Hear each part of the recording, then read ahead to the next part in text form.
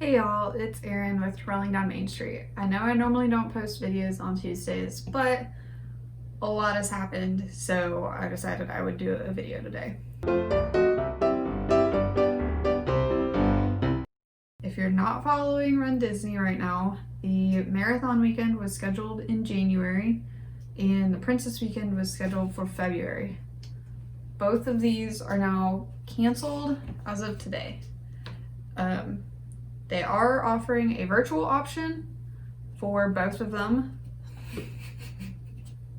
Gypsy's trying to make me feel better. They're offering a virtual option for both weekends where you can run at home, and unlike Wine and Dine, they're giving you the option to get the medals and the shirts or just the medals. So that would be cheaper than getting the shirts as well. But basically how virtual would work is you would run the race on your own time, wherever, whenever you wanted. But you would run, she knows I'm distressed. You would run the race in your neighborhood, at the gym, even on Disney property if you happen to be at Disney, but it would not be an organized event. And then from the previous virtual races that I've done with Disney, you do not have to enter your time anywhere. They will just send you the medals at a later date. Right now, I think for Wine and Dine, which was supposed to be in November, they said they'd start sending them out in November, so I'm not totally sure what the timelines look like on that. But they are offering that option as opposed to just a straight up cancellation. Now, I have a goal to run a marathon, a full marathon by the time I'm 25. Which will happen at the end of March in 2021. So my first plan was to run the Disney Marathon, and I signed up for it. I really don't want to run a virtual marathon because that's a whole lot of miles to do by myself. So I have found a local race that has a bunch of guidelines and restrictions in place in order to deal with COVID and make sure they're following CDC guidelines, stuff like that. And it'll be the Sunday after Thanksgiving. So that is now my new plan B for my goal of running a marathon by the time I'm 25. No! So I'll get my refund for marathon weekend and hopefully use that to buy some Disney tickets so we can actually go to Disney World this year. For Princess weekend, I really like the medals. I'll put a picture in right here of what the medals look like. But I really like them, and I was signed up for the challenge, which is the 10K and the half, and then you get the challenge medal. And so I'm still gonna do it virtually. I'm still registered for Star Wars in April if that happens, so it'll be good to have these runs in there just to keep me running for the Princess. And I think Marathon, they are opening up more registration slots for virtual. I think that's on September 24th, which would be in 2 days on Thursday. Don't quote me on that, but I'm pretty sure that's when. But make sure you check the RunDisney website just to make sure.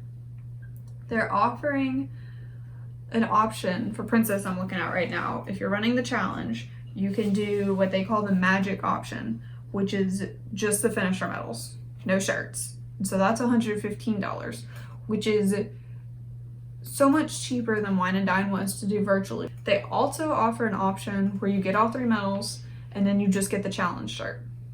I thought about doing this to save some money, but the 10K is Rapunzel themed and the half marathon is Belle themed, and Belle and Rapunzel are 2 of my favorite princesses, so I'm gonna do the most expensive option where I get all 3 shirts because they're cute shirts, y'all. And I've already spent the money, so it'll just be less money that I'm getting refunded. So in my mind, I'm spending less. Not how it works, but anyway. So that's where we're at. If you want to register and do either of these weekends virtually, you can. Check RunDisney's website really soon for that. Were you signed up to run any of these? Are you disappointed like I am? What's your plan? Are you still gonna run them virtually, or have you found a different in-person race that's local to you? Just what are your plans? I've now had a whole year of races canceled because my first race that I got canceled was March 15th. And March 13th was like that Thursday where the NBA quit playing and just everything kind of shut down, and that race got canceled. So I was able to run it virtually. And then I've had Wine and Dine weekend, and then now Marathon weekend, and then now Princess weekend. So it's just kind of disappointing, y'all. I mean, I know we're all in the same boat, but I just felt like kind of getting on here and saying what all was going on, because this is a lot. In other news, switching gears entirely, Universal is doing Halloween Horror Days. They have 2 houses that are open right now, Revenge of the Tooth Fairy and The Bride of Frankenstein. And they kind of tested them this weekend with a pass holder preview, and then they were open to the general public, and they were super popular. So Universal is bringing them back this coming Saturday and Sunday, so September 26th and 27th, and then every day from October 3rd to November 1st. So this is included with your Universal ticket or pass that you already have. It's not a hard ticketed event, but that's some good news, I guess. I mean, I won't go to it probably, but it's been a day of a lot of news, y'all.